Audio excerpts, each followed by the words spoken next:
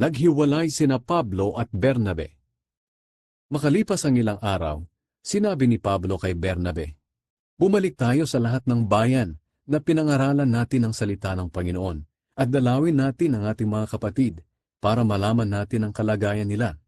Sumang-ayon si Bernabe pero gusto niyang isama si Juan na tinatawag ding Marcos. Pero ayaw pumayag ni Pablo. Dahil noong una, nakasama nila si Marcos pero iniwan sila nito noong nasa Pamphylia sila. Matindi ang kanilang pagtatalo, kaya naghiwalay sila. Isinama ni Bernabe si Marcos at pumunta sila sa Cyprus. Isinama naman ni Pablo si Silas.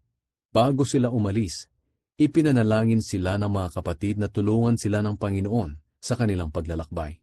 Pumunta sina Pablo sa Syria at sa Cilicia at pinatatag nila ang mga iglesia roon.